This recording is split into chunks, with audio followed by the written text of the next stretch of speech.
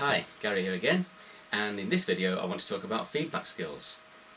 You should be using feedback skills quite a lot. You'll be using them when you do a recap, in the briefing and in the practice. But whenever you give feedback, it needs to be balanced. There's a danger that people just give feedback on negative things, so when they see things go wrong or they get a wrong answer, then they would point that out. And to a pupil that sounds very negative, and they're going to think that every time you say anything to them it's going to be to tell them off about something. So try and balance it with some positives.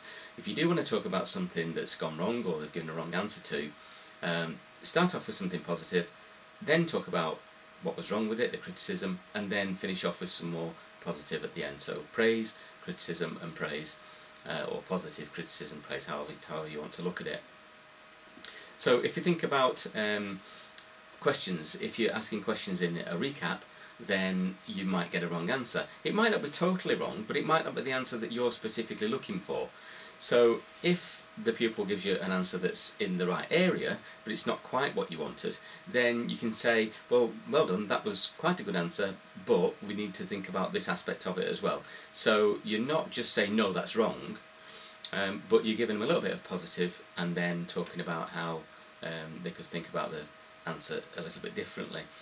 And if you're going to be dealing with faults on the move, or you've seen something that's happened on the move and you're going to deal with it, maybe pulled up at the side of the road, start it with some positives first. So let's say it was something to do with turning left and they had done the mirrors okay, given a signal at the right time, but the speed was a bit fast and they didn't have time to change the gear before they turned left. So you wouldn't just say, oh, you were way too fast there and you didn't change the gear. You'd start off with the positives. Well, it was good mirror checks and you timed your signal really well, but did you not feel that the speed was a bit fast and it didn't give you time to change the gear? So it doesn't sound too harsh.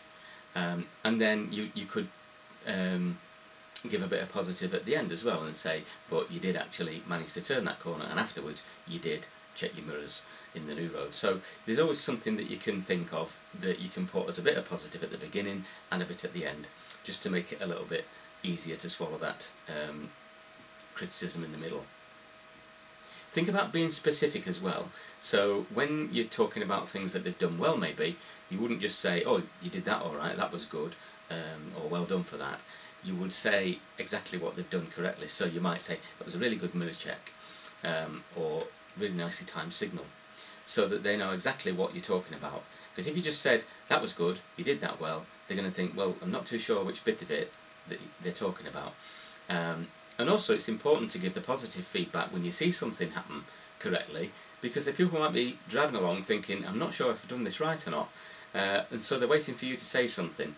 And if you only say something when something's gone wrong, and it's always negative, the pupil's going to be afraid of you saying anything. So if you talk about things that have gone well and give them a bit of feedback as they're driving along, you might say, this is a really good position you've got, nice speed, you know, those kind of things. Then you're being specific, you're telling them what they're doing well, and they're thinking, oh yeah, I am right with that then, and it just confirms that they're doing it okay.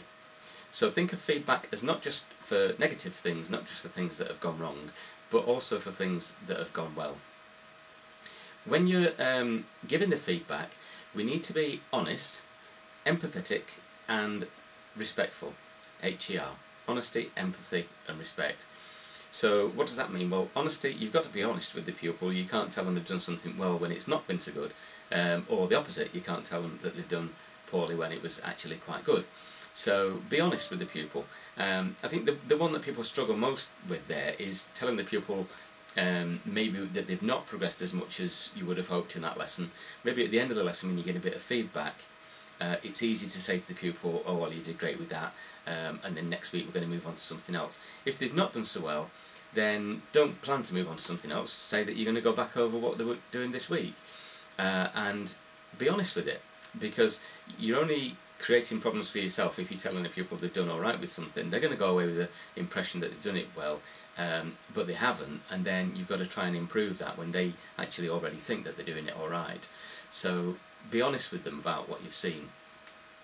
Empathy, use a bit of empathy as well, and say to them, you know, you understand how difficult it might be and that they will get better with the practice, and you know, just make them feel like they're not the only person that's got problems that like they've got, because they're the only person that they can see learning to drive. You see lots of different people learning to drive, and so you know how they compare against other people. They can only compare themselves against themselves, and so they think they're doing really badly maybe, when you know they're not doing too badly, and compared to other pupils they might be doing quite well. So tell them, you know, about how it affects other people have the same kind of problems, and give them some empathy about the things that they may be struggling with.